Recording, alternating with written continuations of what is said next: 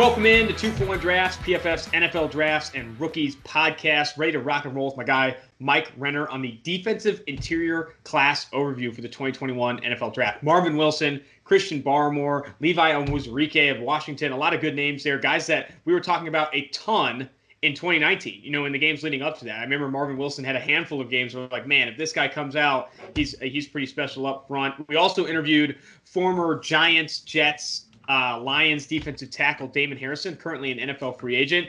That will be playing at the back end of this podcast. Mike, to start, what were some of your initial reactions to that interview? I thought it was kind of crazy what he was saying about COVID. Yeah, he's legitimately concerned about his health and the health of his family. And I don't blame him. I'd never really heard someone articulate it quite the way he did in terms of saying, if I don't feel like I'm going to be protected by the NFL, that I will not be playing this upcoming season. Like, he wants to play. He's sitting out because of, the whole hoopla surrounding it, because of the uncertainty surrounding it, but just hasn't been able to make that decision yet because he's worried. And I think a lot of guys are, but to hear him actually say that was very interesting. Oh, yeah. It was massive. I mean, to kind of sum up what he said, and I encourage you to listen, because he also said some other stuff as well, highlighted Alex Mack, Travis Frederick as some of the best offensive linemen he's ever gone against, gave some praise to, I think it was Michael Pierce, talking about some of the bigger, fatter defensive tackles in the NFL, guys that can still get it done as big dudes at nose tackle. That was great as well. But to sum up what he said about COVID is really the uncertainty and the concern surrounding the NFL's plan to treat COVID this upcoming season, especially because he just had twins, I believe, children coming up, and he said that he spoke to them having respiratory issues. He doesn't want to put his family in harm's way with the likelihood that he gets COVID playing in the NFL this year. Like, that's crazy. He told us he has offers from NFL teams right now that he's a free agent by choice because he's still concerned with COVID and does not, has to, value his family first. It's very similar to what, to kind of make a reference to the NBA, what Avery Bradley of the Lakers is choosing to do. Or is it Avery Bradley? I don't know basketball that well, but there's a player on the Lakers.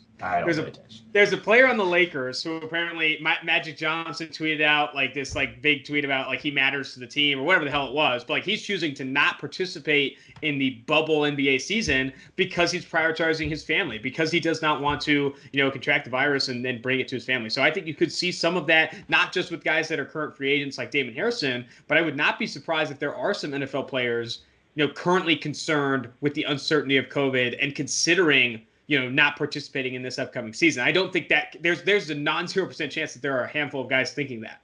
I will say, I don't blame you if you think like I'm going to put my family first. I don't want to be, if they are separating them and not allowing them to go to their family, I'm not going to blame anyone who does that. But at the same time, I think if there are going to be a handful of guys that sit out, I'm not going to cancel the whole NFL season just because some of these guys have concerns. Some guys still want to make a living. Some guys still want this paycheck and aren't concerned, don't have a family, aren't concerned about themselves contracting coronavirus or whatnot, and would still want an NFL season to happen. So I do think that just because there are these guys who are concerned doesn't mean, hey, let's scrap the whole thing altogether. No, not at all. And I think guys that are concerned, I think there's obviously that step where you quarantine yourself from your family. You do not like go back home and you work in a remote location close to the stadium or whatever it may be. But I mean, David Harrison just had kids. He just had 2 daughters, I believe is what he said. And like, you don't like, do you want to be missing that to play in a COVID bubble in the NFL? I don't know. It's definitely interesting here to discuss that. So I encourage everyone at the back end of this podcast to listen to that. It's a lot of good nuggets from Damon Harrison, a PFF legend. I call him the PFF legend.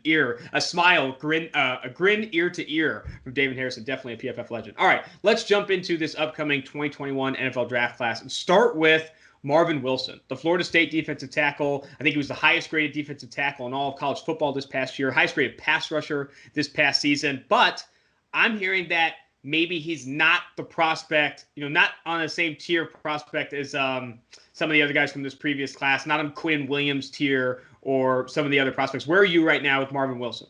So he's the highest graded returning defensive tackle. That's right. Not last year it was Jordan Phillips, the Missouri defensive tackle, but Marvin Wilson, Florida State defensive tackle, highest graded returner, had a 90.0 grade as sophomore back in 2018, 90.7 this past season. Kind of tapered off down the stretch, but then he had a hand injury, missed the last few games. I think that sort of contributed to him returning to school. I'm not sure he was a lock. He wasn't going to go ahead of Javon Kinlaw, was not going to go ahead of Derek Brown. I'm not sure he was a lock to go in the first round. I think he would have probably ended up sneaking into probably the 20s somewhere if he did declare this past year, but ends up coming back. And the reason being why he wasn't a lock to go top 15 when Derrick Brown and Javon Kinlaw did end up going there is because of his athleticism. He is not a great athlete. Now, Derrick Brown wasn't either, but Derrick Brown was enormous. Derrick Brown's like 330 almost. Marvin Wilson's probably only in the 315, 320 range. Just not quite as powerful, but that is how he wins. He is a super powerful dude, very violent hands, already has a number of pass rushing moves. And what I like about him more than Derrick Brown as a pass rusher was that you already saw Marvin Wilson doing it as a true sophomore, doing it now as a true junior, and his ability to combo moves. If he doesn't win right away with his hand placement or doesn't get you right off the snap, he could throw in a spin at you. He could throw in something else at you to win later. And I thought you saw that consistently with Wilson, whereas you didn't see that as consistently with a guy like Derrick Brown. Now, Derrick Brown's a different animal in terms of what he could do physically, but he was also older. That might be Marvin Wilson this year. He might be the most powerful dude in college football this upcoming season. That's a very real possibility. So for us right now, he's still DT1. I still would firmly put him in the first round conversation, top 15, top 20 sort of pick. I mean, what I was impressed with Marvin Wilson is that you did see with some level of consistency him winning early in the snap. And when you can see that from guys of his size, of his caliber, winning as a pass rusher early in the snap, early in the play, early in the snap makes no fucking sense. Early in the play makes a ton of sense. You know, like, I mean, winning early in the play as a pass rusher, specifically when you're playing interior defensive line, playing defensive tackle, winning with your hands like Marvin Wilson has done, like you see all up and down that Virginia game, that is the type of pass rusher you want on the inside. And we talked to Damon, Big Snacks, about this, about how the NFL is coveting these guys that can win as pass rushers early in the down. Like that is what's really important. He knows that it's not, the big Damon Harrison nose tackle types aren't going away, but they're becoming less frequent because it's more important to have guys that can win as interior pass rushers. And I think Marvin Wilson can bring that to the NFL to shine light on kind of how he graded this past year, a 90.7 overall grade, a 90.9 PFF pass rusher grade. And in the year prior, 90.0 overall grade and an 81.3 PFF pass rushing grade. So he's done it for a couple of years now at a very young age, came back to school. I think if the college football season happens, he might just be the most dominant defensive tackle this upcoming year as well. Yeah, I'm not going to argue with that. Like I said, I think he can take his game to another level even this past season after the jump we saw from sophomore to junior year. And I think that's why he came back. Like he says, he wants to win at FSU and whatnot, but I think he wants to push his stock similar to what Derrick Brown did. Derrick Brown was a fringe first rounder if he came out in the 2019 draft, pushed all the way to the top 10. Marvin Wilson has a similarly dominant year. I think you could see a similar rise from him. I also got to jump into our next guy here. This guy also could be the freaking best defensive tackle from a great perspective in 2020. It's Christian Barmore of Alabama, 6'5", 310 pounds. This past year, only played 269 total snaps. His first year playing at all for Alabama. Only 269 snaps, an 87.8 overall grade, an 88.1 pass rushing grade. Talk about a guy that can win early in the down. Very impressive player, Christian Barmore. And on a limited sample size, you saw this with Quinnen Williams in the year he broke out. And now you're seeing it with Christian Barmore, a guy with similar pedigree. I think this guy could go to the moon in 2020.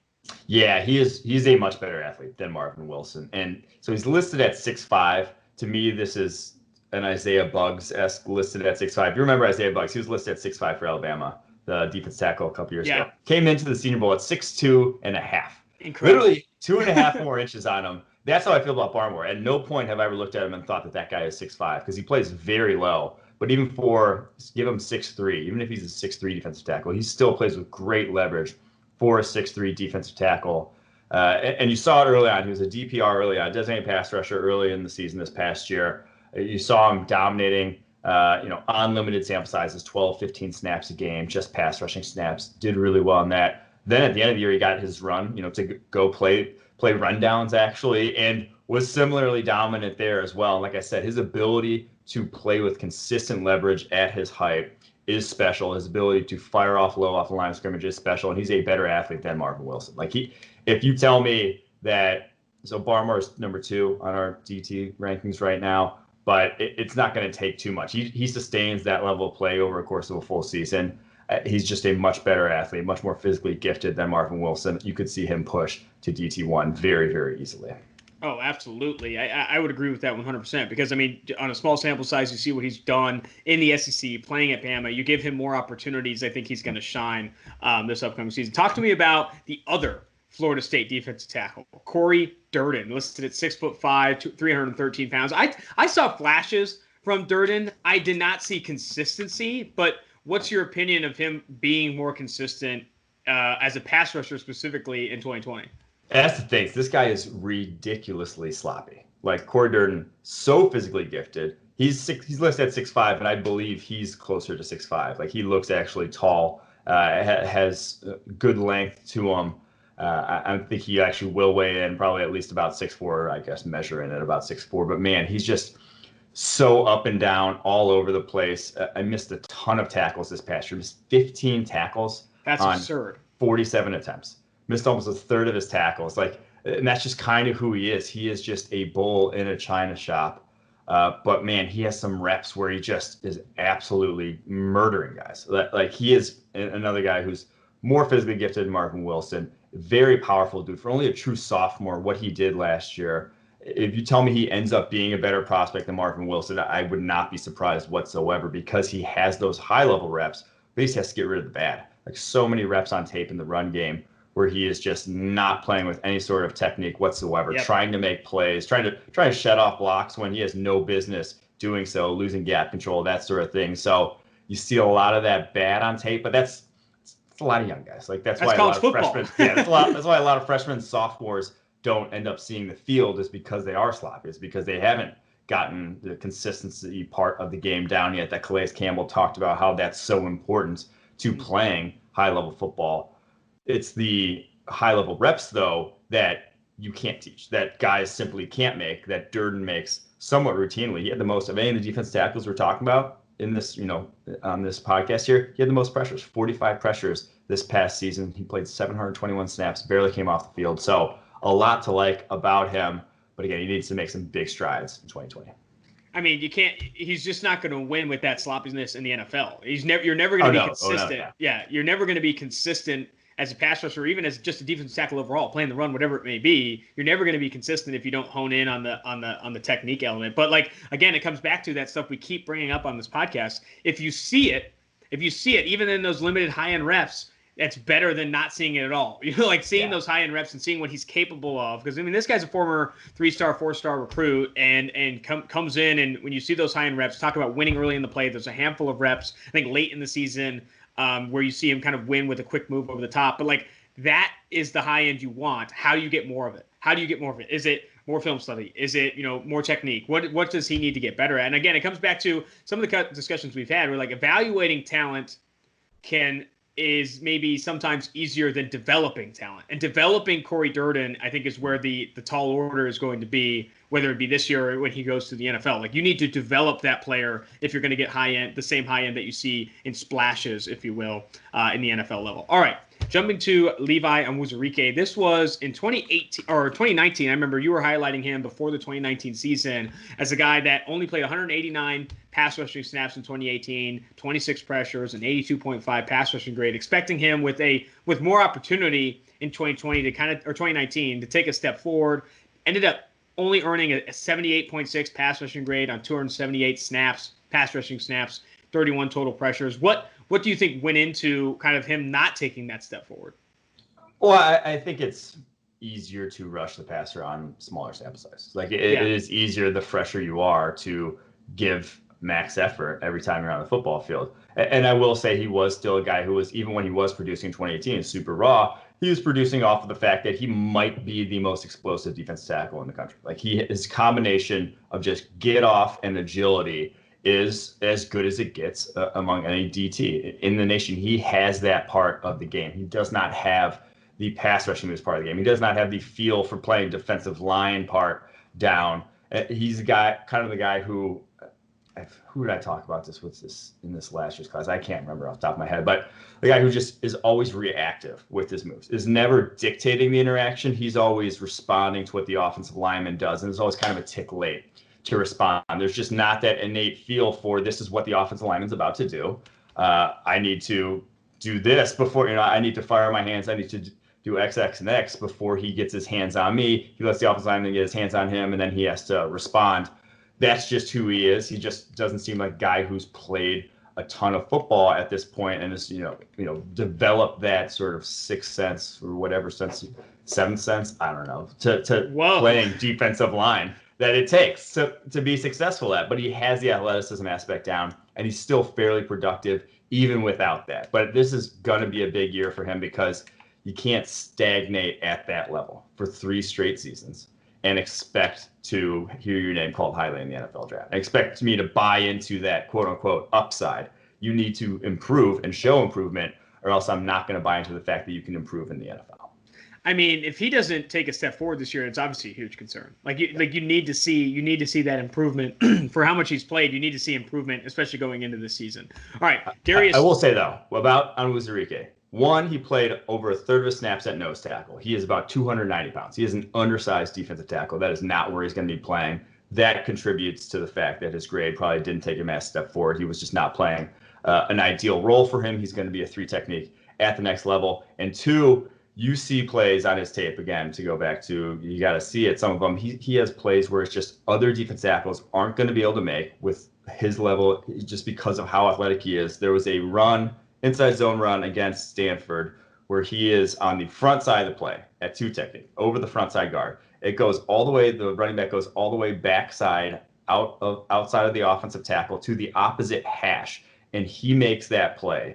There just aren't defensive tackles who can cover that much ground in college football. He is one of them. So from that standpoint, I don't see his draft stock dipping too far below maybe like the 3rd round. He's just never going to dip too far below that because what he can do athletically is pretty special. Can we talk about overall your opinion of this interior defensive line class? I know we talked a little bit outside of the podcast about how it's kind of a weaker class. Would you agree with that, or where are you at with that? Yes, I do not like this defensive tackle class that much at the moment. Now, Marvin Wilson, I feel good about him in the 1st round. Barmore, I feel good about him there. But then after that, like I said, Onwuzurike probably is like a 3rd rounder. He's the 4th defensive tackle on our board right now, like a 3rd rounder at best. Durden is just a super sloppy guy. He's probably a 3rd rounder also. There's just not that. Usually you'll see 6 to 8 DTs in the first 2 rounds. There's not even close to that at the moment right now, in my opinion. All right, let's jump to the West Virginia kid, Darius Stills. I didn't come away super impressed with his tape. There are some stands for this kid, though. A lot of people I've seen like Darius Stills. I think there are a couple of games where you kind of see the flashes, but I still don't see the same high end I see with Cory Durden. I don't see the same high end that I've seen with some of the other guys here. I don't know. I don't know if I've even seen what I want to see from Darius Stills to get really on board with him. He's got that Jarrell Casey body type where it's just like he's listed at 6'1", 282. He's probably like 6 foot, and like he looks actually a little bigger than 282. He looks like 6 foot 290 or so. Like he has a crazy body type for the defensive line of scrimmage. But that, if you know how to play low, you are going to win pretty much every leverage battle one-on-one. You're not going to be moved off the line of scrimmage a lot one-on-one. And he played a ton of nose tackle in that West Virginia front, 220 snaps at nose this past season. He knows how to play the run game at that size. And that's a big plus. The fact that he's already able to stack, shed, get off blocks at 6 foot. You worry about guys that size being able to get off blocks. You've seen it already on his tape. The concerning thing for me with Stills is that there's no real rhyme or reason to his pass rushing game. He kind of just is a straight ahead charge at the quarterback, no real moves. Like he knows that like it's just difficult to get him cleanly when he's rushing the passer because he is such a small strike zone for offensive linemen to get their hands on. And so he just charges recklessly at the QB without much in the way of just like attempting to beat blocks. He kind of just knows that he has some explosiveness and that low center of gravity that helps him push pockets, and he has no real plan B. That's what he has to develop this season. I mean, I don't know if he can. I mean, it'll be interesting to see if he does develop that because, I mean, looking at last year, I think he kind of just bought into the idea. I mean, you talk about defensive tackles that know their strengths, know their weaknesses. I can push the pocket somewhat with not a deep pass rush move, like a pass rush moves belt or whatever the hell we're getting into here, but like toolbox.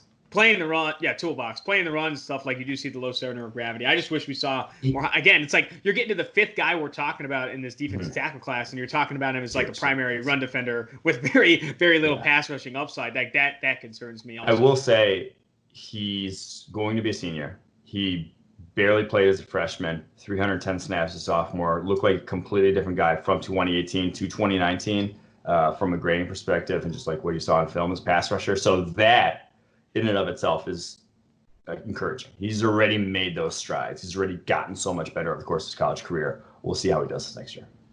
Jumping to Malik Herring. He mostly played edge defender for Georgia this past year. He's that classic big edge defender coming out of Georgia. Talking to some of the guys that we've had conversations with in the past coming out of Georgia, they play the run. They play to stop the run. Yes. They practice it. They have these practices called like bloodbath practices where they just stop the run all day long in full pads. This guy played over 100 snaps at edge outside the tackles, over 100 snaps head up on the tackle. Even played left outside end and right outside end. So, but projecting at 6'3", 280 pounds, will kick inside at the next level, 3-4 defensive end type. Not another guy where you don't come away super impressed with what he can do as a pass rusher. Like I didn't come away super impressed with what he can do as a pass rusher. He's not that athletic is the biggest problem with him. So 6'3", 280, you're thinking twitchy. Like you're thinking this guy to play defensive tackle in the NFL better be, I don't want to say Aaron Donald, but you better be at least like quick off the ball, and he is not. Like that is not who he is. He's much more on the Trey Flowers end of the spectrum in that he wins because he's the opposite of Cory Durden. He is so extremely consistent with his hand placement. He is every time he is putting his hand into your shoulder pads as an offensive lineman and dictating every single interaction that he is a part of. He is so good at that. And he had a great grade this past year, 90.5 grade. He wasn't really a full-time starter until down the stretch in SEC play. Had a monster game against Baylor in their bowl game. Was that the Cotton Bowl? I don't know. I would recommend to anyone you want to watch some Malik Herring. That's the best game to watch from him. He is so consistent with that. But again, like you said, he is more of an edge defender at this point. And that's kind of, I think, was the biggest turning point for him with Georgia was last year they used him more on the interior. This year they realized, hey, his skill set's probably best playing on the edge, just outside of the offensive tackle. He is probably going to be like a base 4-3 defensive end or 3-4, and playing over the offensive tackle consistently is where he's at his best. Don't really want him on the inside, but he's just very good at, like I said, his hand placement and executing his role on every single play. And while he doesn't have high-level pass rushing reps that much, he is, again, very consistent and has a number of pass rushing moves at this point. So he's kind of a guy who, if you get him just in the third round, you just feel very good about your pick. You're going to get a guy who is going to be a solid football player for you. You're never going to have to worry about Malik Herring not doing what he's supposed to do, being out of place, not executing his role. He's just a very safe sort of pick. But he's not a guy who, with a monster sort of 2020, you're not pushing him in the first round. I just don't see that ever really being the case. Yep. All right. Jumping to Jay Tufele, the USC defensive tackle, former 4-star, former 5-star in some spots. I know some considered him a 5-star coming out. Has not graded well so far, but still a very relatively young player. An 81.0 overall grade in 2018, and then a 73.7 overall grade this past year in 2019. What's your opinion of Tufele? Yeah, so he's going to be a redshirt junior this upcoming season, so he could have declared after last year, but he's just not that strong. Like he plays really high. And that's he has one move as a pass rusher, really. He goes for the swim move again and again. When it hits, it looks great because he is quick off the ball. He has that aspect to his game. That's probably why he was a 5-star, because this dude can move. For a 6'3", 310-pounder, he can actually move. But like I said, he plays so high, does not play with consistent leverage whatsoever. It's not like a power aspect to his game, really. And so I was really concerned about his balance coming from the 2018 season to the 2019 season. I thought he cleaned up some of those negative reps, some of those bad reps. He was a guy similar to Cory Durden, who I was just like, he's all over the place. Like, this is a guy who just looks ridiculous on some reps. Cleaned up that to some degree, but then you didn't see him ever take it to the next level in terms of his dominance. There just really was not dominance on his tape. So with all his athletic tools, he's really going to need to show me something this upcoming season, although he does have, I believe, 2 more years of eligibility. You know who he kind of reminded me of? Eddie Vanderdoes. Do you remember Eddie Vanderdoes? Yeah, I like that. He reminded me a lot of Eddie Vanderdoes, and like there were a couple reps on Vanderdoes' tape, especially like I think it's like, and he was a highly regarded recruit, freshman or 2 sophomore, whatever it was. We're like, oh man, this guy might have it. Like this guy's got some special athleticism for his size, but like still was always like balance was like like consistency. The balance aspect is very. But yeah, so Eddie Vanderdoes is the name that came to mind when I was watching his film. But again, like that. The improvement he needs to make is like very big, like that. Like you need to get a lot better if you're trying to be consistent and you're trying to like grade well and according to PFF grades. All right, jumping to one of my favorites in this class. This guy is a hoss.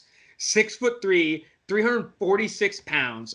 We hate to say it, but I'm going to say it. Fun to watch. I mean, when you turn on this guy's tape, the beefcake in the middle at LSU, Tyler Shelvin, is an absolute treat. When you turn on the tape, played predominantly nose tackle, 317 snaps at nose tackle this past year, which is kind of, and that's at true nose, head up on the center, zero technique. Like that is, talking to Damon Harrison, big snacks, like that's the role that he was playing, that big monster, dictate the line of scrimmage, eat up blocks role. And you saw that. Like this is one of the few guys that when you turn it on, a lot of the times, first time I'm turning on tape, you're kind of looking at pass rushing grades and looking at pass rushing snaps. I was like, you know what? With this guy, I'm starting the run. He's 350 pounds and he's just a beefcake. And I think you saw he plays his role well. 6 pressures last year.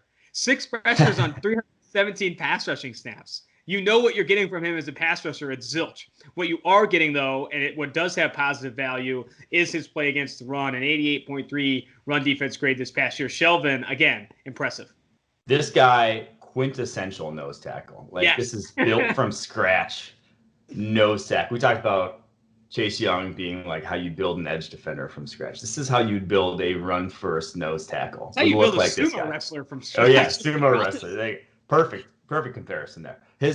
And the thing about him is like his flexibility for a guy who's 350 pounds. He has reps where like his ass is almost touching the ground and he's got a hand in an offensive lineman's chest and then sheds a block. Like he can get so low for a guy like that.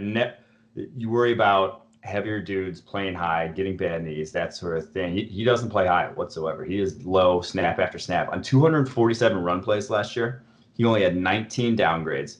For comparison, Cory Durden had 55 downgrades on 291 run snaps. Marvin Wilson, the guy who's our DT1, he had 20 on 213. So more on fewer run snaps last year. This guy just does not lose in the run game that often. And that's as a true sophomore this past season. He is like I said, a quintessential nose tackle, a block eater, space eater, whatever you want to call it. He has that. And the thing about the pass rushing, and yes, he only had 6 pressures, but I don't think he's completely going to be inept in that regard. Like he is not a guy who's never going to push the pocket whatsoever. It's just right now he rushes the passer like he plays run defense. Like he's there's no pass rushing to it. It's like go engage block. Oh, like now go shed block. It's not. He is not actually attempting even to rush the passer. But I think he has some of the power and some of the quickness. I can't believe I'm even saying that. Just 350 pounds has some of the quickness it takes to be able to rush the passer. So I think that could be a part of his game. That really. And it's similar like a Damon Harrison, where it was like Damon Harrison was never like complete liability. If you needed him to rush the passer, he would give you some. This guy can do that, I think, at the next level.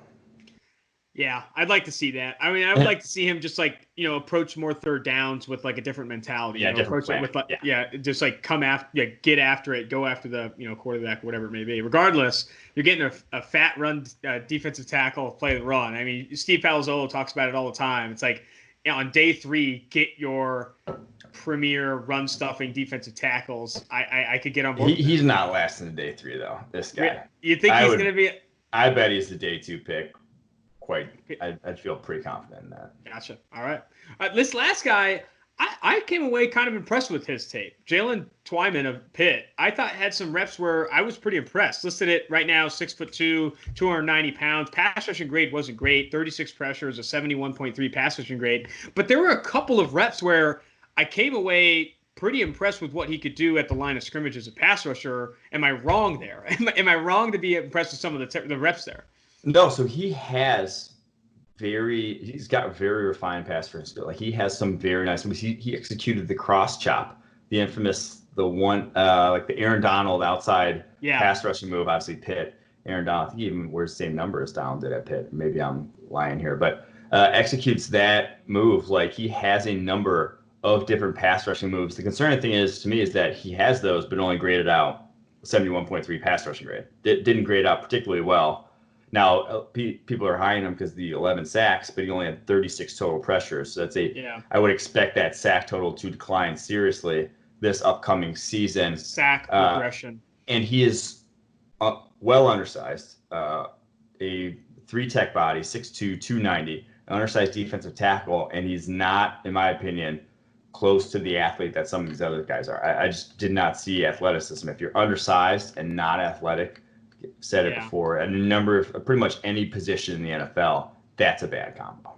Yep. If you're undersized and don't have that, especially if you're playing interior defensive line, you're undersized and you don't have that noticeable explosiveness. Like, oh man, off the snap, this guy's got juice. And you don't even in his wins. I think the cross chop you're talking about, I think came against Virginia Tech was one of them. And you see, like, he didn't come off the line of scrimmage hot, but he just executed a really good cross chop to get by the defensive tackle. It reminds me of some of the other edge defenders we talked about on the previous podcast, guys that like have good pass rush moves, like the Duke guy, but like not necessarily has the size or the tools that you want from him. He needs to get bigger or whatever it may be. But interesting enough, I still like him because of the pass rush moves. Pass rush moves are hard to learn. It's easier said than done. He reminds me of Draymond Jones kind of coming out. Draymond Jones was not a good athlete by any means, was undersized.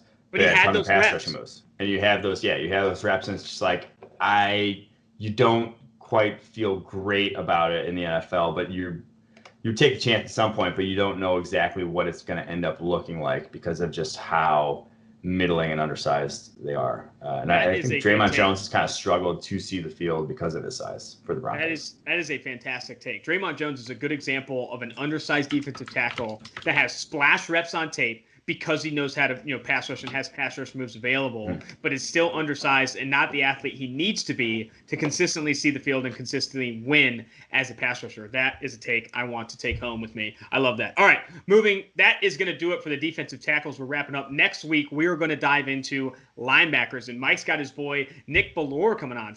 Is he currently a free agent? No, he's a fullback for the Seahawks, but he was former linebacker. Yeah, currently a fullback for the Seahawks, but formerly a linebacker. He'll have some good stuff to talk about this upcoming linebacker class. This linebacker class is actually pretty good.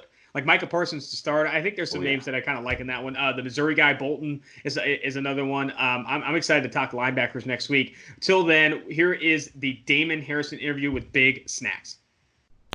Joining the 2-for-1 Drafts podcast is former New York Giants and Detroit Lions defensive tackle Damon Harrison. I'll add this too, PFF legend. Damon Harrison has graded so well, or Big Snacks, if you will, has graded so well for PFF, specifically in the run, for quite some time. I want to say we were the first kind of company putting you on the map a bit in terms of what you were doing against the run, because I don't think at least 5-10 years ago, the NFL was not looking at run defense the best way. It was like tackles and tackles for loss. That was like the best statistic you could come up with. But like in terms of like beating blocks, shedding blocks, penetrating the backfield, that's where the grade really came into play. So it's great to have a legend, a PFF legend on the podcast. It's great to have you on. Thank you guys for having me, man. I appreciate the compliment. So on this podcast, we really look at, evaluating NFL talent and college talent and looking at like the progression and how they develop and all that stuff. I want to start and talk to you specifically about kind of your jump from the collegiate level, playing at William Penn, going to the NFL. Like that must have been a monster transition from a level of talent perspective, all that stuff. What would you say was the biggest kind of learning curve or the biggest transition for you? Obviously, like the game gets faster. Everyone speaks to that and like the talent level, all that stuff. But what do you think the biggest hurdle was for you going from, obviously a small school to the NFL? Well, it was the mental side of it. The amount of meetings, the total amount of hours we put in off of the field, which I had no idea. Before I got there, I was thinking just like, everybody else, that it was just all about football. We go to practice, we lift weights, may do some film correction, and that's it. But I want to say about 90% of our time is spent in the classroom. So just getting used to the amount of hours we put in on the mental side was the toughest part for me. So speak more to kind of what you're doing in the classroom. Is that like learning, defensive scheme, understanding opposing offenses? What exactly are you going over off the field so much?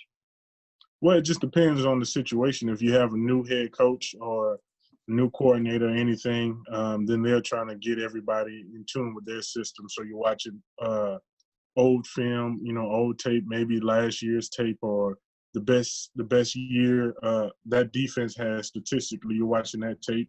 And if you're a guy like myself, then he may have had somebody that's comparable to you and what you're going to be doing in the system. So they try to show you exactly what they want. And pretty much just drilling that into you. But if it's a coach that you played with before or a coach that's coming back, then it's just more of the same, watching what you did last year, trying to correct what you did wrong, and improve on some stuff that you can improve on. So the popular adage is that draft slot doesn't dictate success, but it does dictate in the NFL your opportunities that you get. Mm-hmm. Did you find that going to the Jets year one when you barely played as a rookie, only 22 snaps? Year two, you were the highest graded defensive tackle in the NFL in terms of the run game. Did you find it difficult to break through and get an opportunity there in New York? Oh, 1,000%.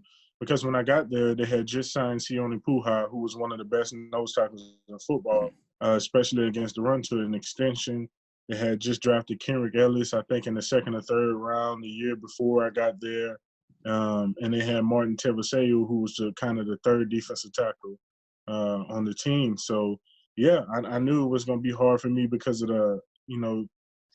the business side of it, as well as, guys who was drafted higher, who was going to be afforded opportunities before I was, and rightfully so. It's a business and they want return on investment. So it took me a while to understand that side of it. But, I knew what I could do, but to be honest with you, my first year I wasn't ready until about maybe mid-season. Okay. So had I been afforded or given that opportunity earlier in the year, I don't think it would have been good, and it probably would have hurt me more than it would have helped me. So in a way, it was a good and bad thing. We spoke to kind of like your dominance against the run on the open, but I mean, to speak more to it, is 6 straight seasons of 90.0 or elite run defense grades according to PFF. And what goes into that? Because I mean, playing run defense, there's just a lot goes into it in terms of understanding, the opponent run scheme, all that stuff, sustaining blocks, eating up blocks. What do you think helped you or paved the way for that sustained success against the run? Because I mean, it's way easier said than done. Right. I mean, not only, what I pride myself on as far as hand placement, having an attitude, because the attitude is the biggest thing that I feel like you need in order to be dominant against the run. But I attribute a lot of my success to Coach Cory Durden. He's a Pittsburgh Steelers defensive line coach now. Everything that I've done throughout my career has been exactly what he's taught us. Which is why we had some success in New York with the Jets, with our defensive line. Everybody was just a product of what he taught. And I just took it to heart. But, I mean, I just pride myself on not staying blocked. Coach Dunbar had a saying that it's not a sin to get blocked, it's a sin to stay blocked. So I just work my butt off and my tail off just not to stay blocked. Everybody gets paid in the NFL, so you're going to get blocked on some plays. But you try to win more than you lose. It's rare, though, to see guys sustain dominance in the run game for that long. Big fellas like you, like Linval Joseph, guys who have had their peak. It doesn't seem like they stay at that for too long, but you have been there for 6 years now plus. What do you think is attributed to that, or is it just you're just a rare breed and no one's going to be able to replicate what you ended up doing? I don't want to say that, but it's just I knew what I was good at early, and I just tried to perfect it. I still don't think I perfected it, but a lot of times guys get lost trying to do too much or trying to be somebody they're not. I knew early I wasn't going to be Aaron Donald. I wasn't the big guy in Pittsburgh. I wasn't a lot of people. I knew I could only find what I was good at and try to master it, and I think I did that to the best of my ability. So far, I still think I have a long ways to go, and but it's just attitude, man. I'm the type of guy that don't take no for an answer. I work my butt off in practice, and I take what I do on the practice field to Sunday. So, and year in and year out, I've always been worried about losing my job, losing my position, which has kind of kept me on the edge. That's something I came into the NFL with, and I still carry that chip on my shoulder to this day. I haven't gotten complacent, so I think that is the biggest factor, not getting complacent. Still a long ways to go. What are your plans for this upcoming season? Do you plan to kind of do you have any plans right now in terms of who you want to sign with, that kind of stuff? Yeah, I have a good idea of if I had to make a choice today, I know where I would be. Mm-hmm. But it's a lot of stuff going on right now, man. And I just welcomed a baby girl here last month on the 31st. We have twin boys who just turned 1, and I also have a 2-year-old who's about to be 3 here soon. And I'm just with this whole COVID thing, pretty much, to put it plainly. I don't know how the NFL is going to handle it. I kind of want to watch and see. Because I have kids here with respiratory issues. I don't want to I don't want to bring any of that into my home and affect them. So really, it's just a wait and see how the NFL handles the COVID situation. I would say, would you take a full year off if the coronavirus, the cases are still blowing up and you wouldn't feel safe playing out on the football field? Definitely. For I'm not so much as worried about me, but my family, for my family's safety. And I think if the NFL does do what the NBA is doing, the whole going to Orlando, being in a bubble thing, I think that'll be tough because just being in training camp for 2 or 3 weeks, man, guys are ready to kill guys are ready to kill each other. So if you had to go through the entire season, with no family and just around the guys as much as you love them, man, I think that's just going to backfire. So, yeah, I am willing to take a year off just to, let the dust settle and see how everything playing out. I don't want to. That's not the plan. But, again, I have to worry about the safety of my family first. Those bubble fights would be quite interesting in training camp if everyone was kind of stuck in the same place. And for the NFL, Right. that would be crazy. I want to get back to more and talk about some of who you think are the best defensive linemen in the game right now, specifically at the position you play, interior defensive line. Obviously, you have like the Aaron Donald types, guys that can get upfield quickly, penetrate quickly, and rush the passer. But who do you think, from a similar breed to you, these guys that really play the run well, know how to eat blocks, who do you think some of those best types are in the NFL right now? Pierce, Mm-hmm. first guy that comes to mind. Reader, the former Texans. Yeah. Man, some of these guys are gonna kill me. How can you mention Pierce and not Brandon Williams? Pierce and Brandon Williams, or just? No, Brandon Williams. But Brandon has been more of the 3 technique defensive end type, True. right? The big end, I'm talking about just the guys, the true nose tackles. The full-time nose tackles. So if Brandon's included in that, 1,000%, definitely. Yeah. I don't want to give too much credit to those big guys in Baltimore, man, because Baltimore hasn't been too kind to me over the course of my career. But yeah, those are the first 2 that pop up as far as the young guys. Man, Dalvin Tomlinson has the opportunity to be really, really good if given the opportunity to maximize what he does well. As well as A'Shawn Robinson. A'Shawn Robinson, to me, is a true nose tackle. And he'd be the most athletic nose tackle in football if he was given the opportunity to be exclusively a nose tackle. Yeah, man, that's a great, great question. Oh, man. Some good names in there, though. I don't think you left too many out. That was pretty good. What about the flip side of that? Who do you think some of the best offensive linemen, interior offensive linemen, are right now? Some of the guys that you've gone against. Ooh. I really like the young kid in Indy. Is it Nelson? Nelson. Nelson, yeah. Nelson, I really, really love his game, man. I'm a huge Alex Mack fan. Huge. Frederick, before he retired down in Dallas. Hudson, Rodney was always a challenge for me. Eric Wood as well, before he retired.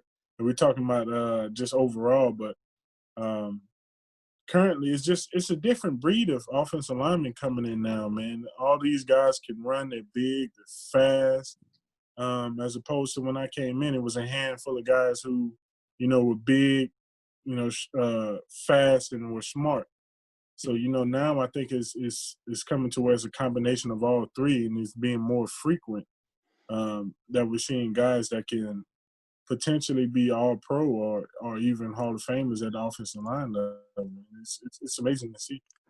I want to put you on the spot here with that question, though. I want you to one guy who gave you the most fits in one single game in your entire NFL career, who really gave it to you. One single game. Yeah. Oh man. I know you got something in the back of your mind there that you like don't really want to say, but no. I have. I can't really say one, man. It's three. Okay. All right. It's Frederick down in Dallas, Eric Wood in Buffalo, and Alex Mack. To me, Alex Mack was the best offensive lineman I ever played against. Wow. And also going against Nick Mango every day in practice was no easy feat. That wasn't an easy task. So yeah, a combination of those guys. I can't really give it to one, man, because they all were different. But if I had to choose one, oh man, it'll be Frederick. Okay, that makes sense. Yeah. Another question I had too, and it's talking about like interior defensive line. There's been this pressure for interior defensive linemen to no longer be kind of just like bigger run defenders, but more the Aaron Donald types, guys that can really attack the quarterback and get after the quarterback. I think that speaks to also what you're seeing with how offensive linemen are changing, how they're more athletic, they can move. Right. Do you think that's where the NFL is going? Are the Damon Harrisons of the world, going away because everyone wants to get faster, everyone wants to get slimmer along the defensive line across all positions, really? Do you think that true nose position that is a bigger guy, not as athletic as an Aaron Donald, do you think that's going away, or is it maybe just for some defenses? I'd be interested to know, like, with where the NFL is going, pass happy league, athletic league. I'm interested to know what your take is on that. I think so. I don't think it's going away. I just don't think it'll be as more frequent. And it depends on the division as well, because some of the smaller defensive tackles won't do well in some of the divisions where, running the ball is a priority. And I think it's another case to where, like I just said, teams are trying to play catch up with the offensive linemen now. You don't necessarily need the bigger defensive tackles anymore because the offensive linemen are getting smaller. They're getting quicker. But if you can get a smaller guy who can kind of do, play the run and is really good against the pass, and you can get by it. But you also see teams struggling towards the latter parts of the year and into the playoffs when, the conversation is if they had a bigger defensive tackle or a defensive lineman that could play the run really well, then they would have had some success. So it's kind of it's a catch-22 with that. I mean, it's a lot of positives, but it's a lot of negatives when you go smaller as well. And it's just, how's your defense built? Is your offense built enough around it? Is it built around it enough to where they can, kind of cover up some of those deficiencies? And I'm sure you can name a couple teams that this past year, this playoffs, that if they would have had a bigger defensive tackle, they would have had some success. Absolutely. Packers. The Packers. That's a good example for sure. Well, Damon, I really appreciate you coming on, and I wish you the best of luck moving forward, especially with your new children coming in the mix. Definitely, wish you the best of luck with those and this NFL upcoming season, whether or not you choose to play. Best of luck. You have had a fantastic NFL career so far, and we hope to see it continue. Thanks again, Damon. Have a good one. Man. Yep. Thank you guys for having me.